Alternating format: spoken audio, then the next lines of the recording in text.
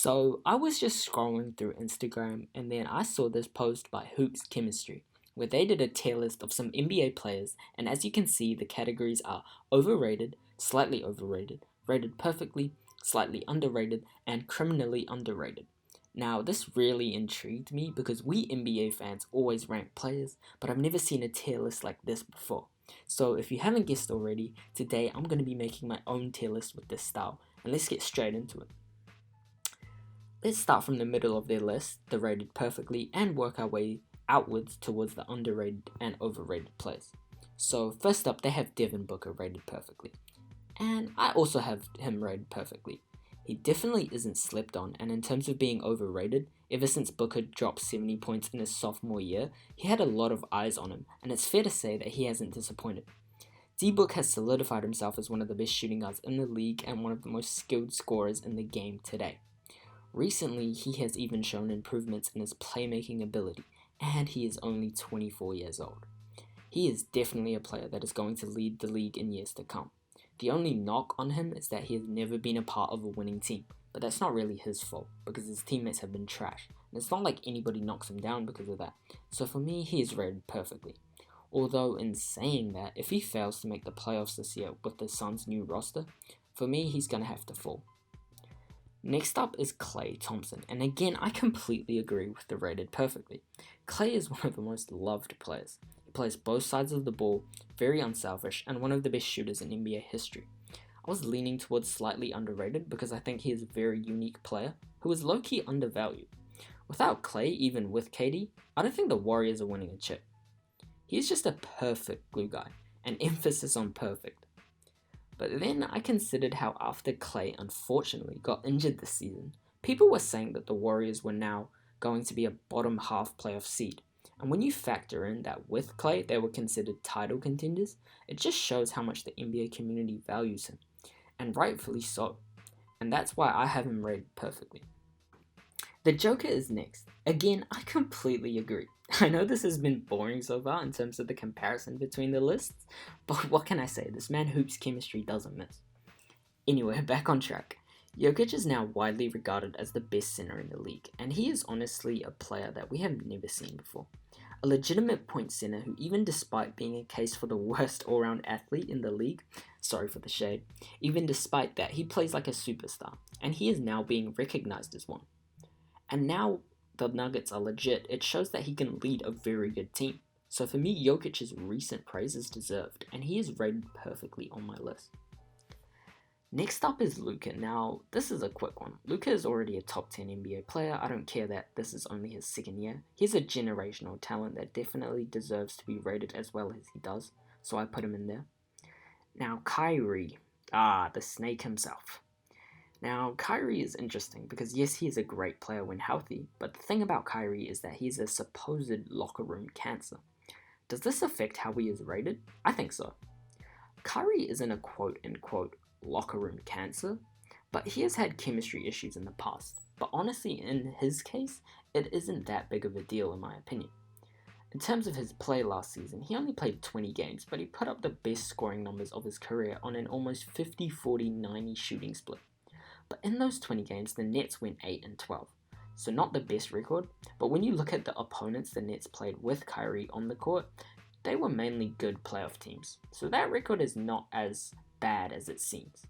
But I think there is a narrative building that teams are better off without Kyrie, especially after what happened in Boston and the Nets having a better record without him. But like I mentioned before, it's actually because, coincidentally, the games with Kyrie have been against the best teams. So that record is kind of misleading. And you know, what I started off, I was like, I'm going to put Kyrie in slightly overrated, but because of the stigma building about him, I'm actually going to put him in slightly underrated. But as a Celtics fan, I will never forgive that man. I shared it with some of my teammates as well as the organization and everyone else in Boston. You guys will have me back. I plan on resigning here next year.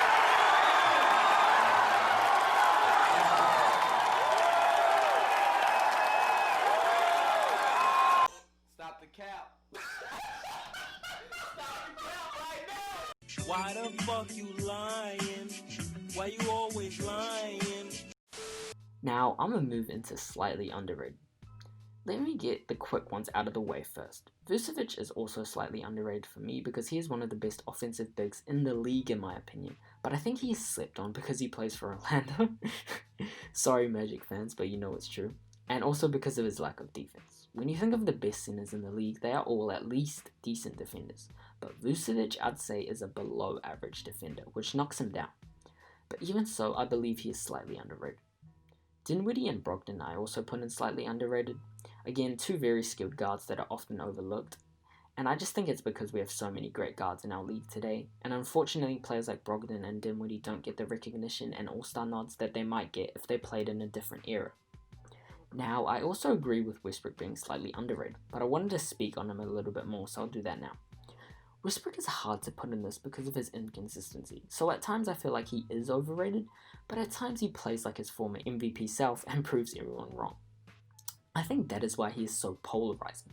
Whatever opinion you have of him is justified, but in recent years he definitely has started to get more negative responses from fans, and so I can see why he is put in slightly underrated, and I agree with it. But is his criticism justified? In my opinion, and many fans are now agreeing with me, and that he is, bruh. Do you speak English? That he isn't his MVP self. But people are taking it too far, saying he's washed and all that. That is just wrong. He isn't an MVP level anymore, but he's still all-star caliber player, and he's great. Middleton, I disagree with. He had a good season, especially in terms of efficiency, but his role as the number 2 guy on a contending team is questioned because the Bucks low-key got exposed by the Heat. Middleton is a quiet scorer. You don't realize he has 20 until you check the box score. But for a second option on a championship team, I want him to be more of a shot creator and demand shots, especially when your number 1 guy is Giannis, who has a suspect jump shot. If you're down 3 with 1 possession left, you're taking that shot, so I want you to be confident in shooting off the dribble. And don't get me wrong, Middleton is definitely capable, as we saw in Game 4 against the Heat, but can he do that across a season is the question. So for me, he is rated perfectly, but I can see this slightly underrated because his numbers are great. Now we move on to slightly overrated. Tyler Hero, I agree with, being slightly overrated. It's not anything about his game, but it's the hype he has generated. And he definitely deserves it. But let's not forget he is just a rookie. And like most rookies here, he was inconsistent during the regular season, but the games where he has played well, he has shown that he is an absolute bucket. He played really well in the playoffs, showing that he can really help a team win, and I'm looking forward to his future. But saying he's already all-star level is a reach. You know how I called Middleton a quiet scorer? Tyler Hero is the opposite. He's a loud scorer. He gets highlight plays, and even though Hero was a rookie, he was still taking and hitting clutch shots, and even hit a few game winners. He's definitely a player with a lot of potential, but again, I don't think he is at the level that people think he is right now. Siakam I agree with as well, and I put him in the same tier on my list. We all know that Siakam is an excellent defensive player, but after Kawhi left the Raptors, people were expecting Siakam to fit into that number 1 option well, but he has been disappointing, especially in the playoffs. Siakam's game is not really fit for a number 1 option role, as he scores a lot from transition buckets using his speed at the power forward position. Often his matchup can't catch him, but when the game slows down in the playoffs and it isn't as end-to-end, you don't get as many transition opportunities for easy buckets. Whenever Siakam gets mentioned now, this is all I can think about. And it's low-key true, you know. Siakam is one-dimensional on offense. He doesn't have a good jump shot, and he doesn't have a good post game. All he has is his speed, and he is a good ball handler for a power forward. Siakam had to create his own shot more in the playoffs, and he struggled. But luckily for the Raptors, they had guys like Lowry and Van Vliet that could step in and take that scoring load. But Siakam definitely needs to improve his game, so he has a shot that he can go to when his team needs a bucket, whether that be a post-up, a jump shot, or even him creating a shot off the dribble. And it doesn't have to be a jump shot when I say this. He has tools to be like Giannis and get a shot in the paint using his speed and ball handling. So for me, he is slightly overrated. Jamal Murray and Tatum I disagree with. I think they are both rated perfectly. Tatum and Murray both had big jumps this season and both played very well in the playoffs. And I think both deserve the recognition as all-star level players. And for Tatum specifically, I think he is a borderline superstar. I may be a little biased because I'm a Celtics fan, but offensively he has it all except elite playmaking, but that's not really needed for his game. and he can play defense. What else do you need? Murray played out of his mind in the playoffs and showed that he has superstar potential of his own. And he is rated at that level, so it's justified. I think to have them both at perfectly rated. Okay, now we move to the very edge, criminally underrated. Now straight off the bat, I'm going to say the only one I agree with is Norman Powell. He is heavily slept on. Like, when have you ever heard somebody talk about this dude? You never do, but he deserves way more recognition. This season he averaged 16 points on a 50-40-85 shooting split, and he is an above average defender. But he never was brought up in the media. If we compare him with Dinwiddie and Brogdon, they at least got some recognition. But Powell was completely under the radar, so I agree, he is criminally underrated. Next up, my guy Jaylen Brown. Now, even as a Celtics fan, I have to disagree and say that he is rated perfectly, because we all know how good he is, and he gets recognized like it. He is not slept on like Norman Powell, and I even remember seeing stuff where people were saying that Brown and Tatum are going to be the best duo in the league after a few seasons, so that just shows how highly he is rated, and rightfully so. And he's only 23, and defensively, he's a lockdown defender. He can play the 2 or the 3, and because he is so big, pause, he could honestly guard some 4s in my opinion on some Josh Hart shit. Offensively, his game took a big jump this season, and that's thanks to Kimber not demanding the ball, unlike someone else. Anyway, yeah, Brown is a super promising player who is already at an all-star level, and we all know this, so for me he is perfectly rated. But maybe that's because I'm a Celtics fan, so I see him play all the time, but other fans might not realize how good he is, so I can kinda see why he was put there. Okay, last one on this side, we have Sabonis. Again, like with Brown, I'ma say he was rated perfectly. He was a damn all-star this season. Honestly, the people I do see talking about Sabonis rate him very highly, but maybe he was put there because casuals don't really mention him as much as other players. I say casuals like I'm not one. For me though, I'd say Sabonis really needs to work on his shooting to stretch the floor more, and also his defense needs a bit more work, and then I could say he is a solid all-star player. But I didn't put him in this slightly overrated tier because he is only 23 and he is going to get better without a shadow of doubt. So I think that's why people rate him so high off his potential, and I agree, he deserves it. For our final player, we have probably the most hated player for the last couple of seasons, and that is Draymond Green.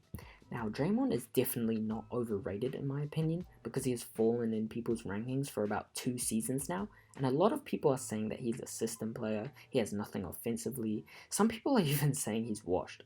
Now, for me, that's way too far. Draymond has always been a great defender, and he still is, which I think will be showcased more now that the Warriors are a playoff team. Offensively, I somewhat agree that he lacks on that side of the ball. He shot horribly from the field this season, only shooting 39%, and that's more of a yikes when you consider he only scored 8 points per game. But his playmaking is very good from the power forward spot. Yes, some of that is thanks to the Warriors' ball movement system, but Draymond should also get credit for it. I think he is put in the overrated category because people say that the Warriors wouldn't have won their championships without Draymond. He is valued so much.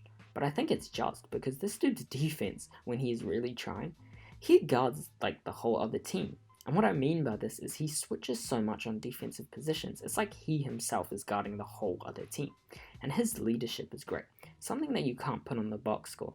Like I said with Clay, Draymond is a perfect glue guy, who also can play at an all-star level. Actually, I take that back. Let me say used to play at an all-star level. But can he do it now is the question. But yeah, I'd put him as rated perfectly because he's getting so much hate right now, and it's kind of deserved, but people also know how valuable he is, which is also true, so I'm going to put him in the middle. So that's all the players done. I'll put up my list compared to Hoop's chemistry list, and as you can see, I made a few changes, but that's my opinion. I want to know about yours. Tell me in the comments below what changes you would make. Also, if you want to see a part 2 of this, let me know. And that's it from me. Thanks for watching the video and stay balling. Peace.